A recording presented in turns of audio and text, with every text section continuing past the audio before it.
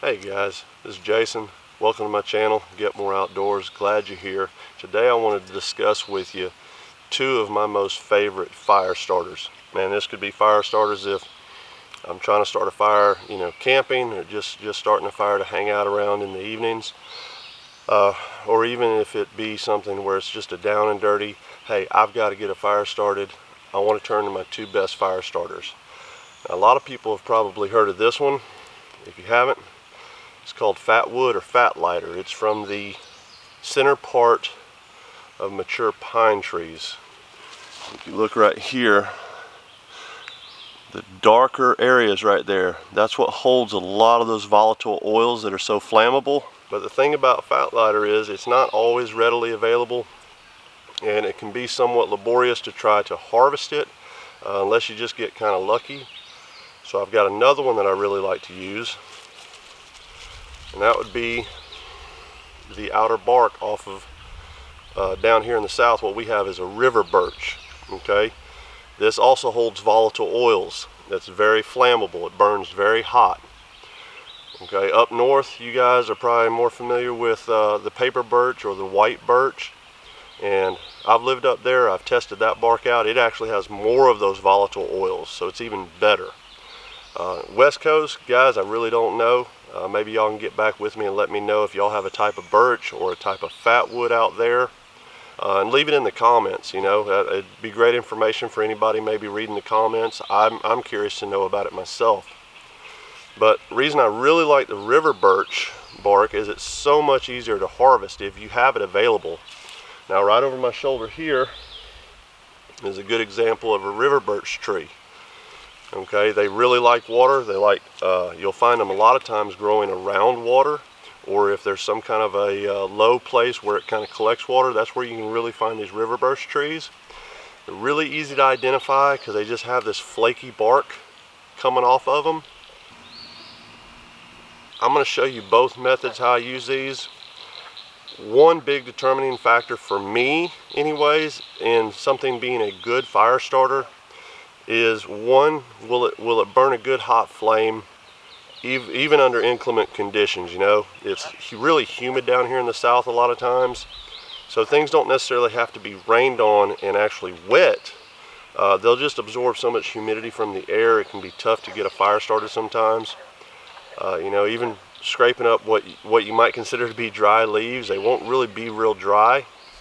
Another big considering point for me anyway is, can I start these without a flame? Okay, and so what I mean by that is, can I start it with just a spark off of my Ferrocerium rod? If you're not familiar with these things are great. Okay, they're also known as a ferro rod for short. But these Ferrocerium rods, they pop sparks like 3,000 degrees. Really good. You can find these on eBay, Amazon. Different retailers will have them. And so this is something I buy several of. I'll keep one in my kayak, I'll keep one in my truck, I'll keep one in a couple different bags, and a lot of times I'll just have one of these thrown in my pocket because they're not very big. Okay, but I'll go ahead and show you guys how to use these. Another thing that's going to help you if this is the style of fire starting you're going to use as far as like in a bug out bag or for a survival situation, a lot of these ferro rods will come with a little piece of metal. What I prefer to use actually is the spine of my everyday carry knife. It has a 90-degree spine on it, so it's fairly sharp. You can use it like a spoke shave, so you can shave down things with the back of it, but you can also use it on the back side of your ferro rod and throw some really hot sparks.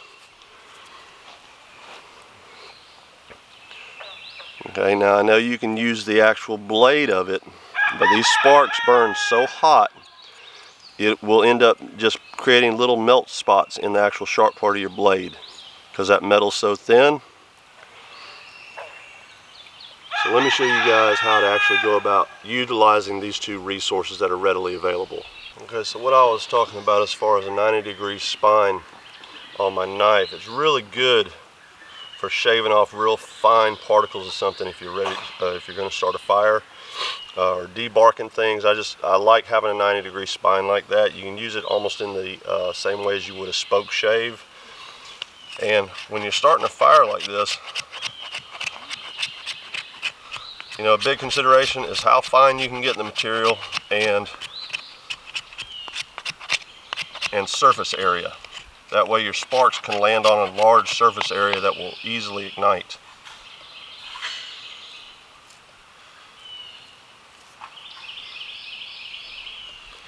So we've just shaved off just a little bit of this fat wood. Now, biggest mistake I see people make with these ferro rods is they want to try to use the striker and push away. You don't have a lot of control like that. What you actually need to do is pull your striker back towards you.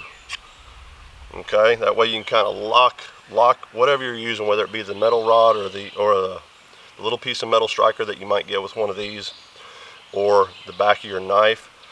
Go ahead and lock your knife or the striker down in position like this. Put the ferro rod right here and then pull back, and you'll get some really good hot sparks. You can also control exactly where those sparks go better.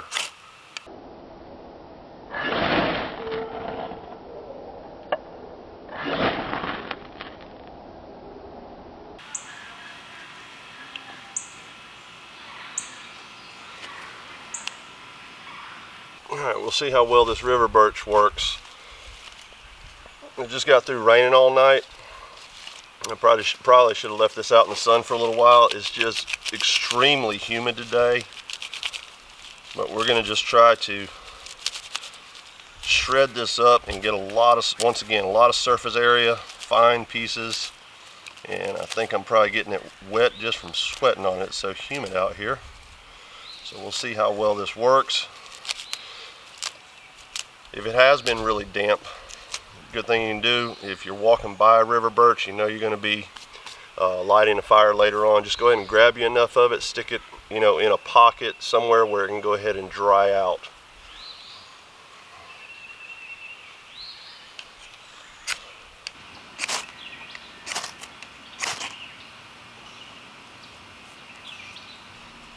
So a few pops on the ferro rod is all it should really take.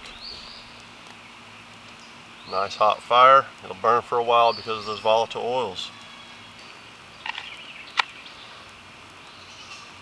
Alright guys, hope this has been a good tip for you guys. I know it's helped me quite a bit. Hope you guys can use this on your next outdoor adventure, even if that may be just getting out in the backyard, showing this to your kids and hanging out with them. That's all I got on this video, guys. Y'all take care. God bless. Have a great week.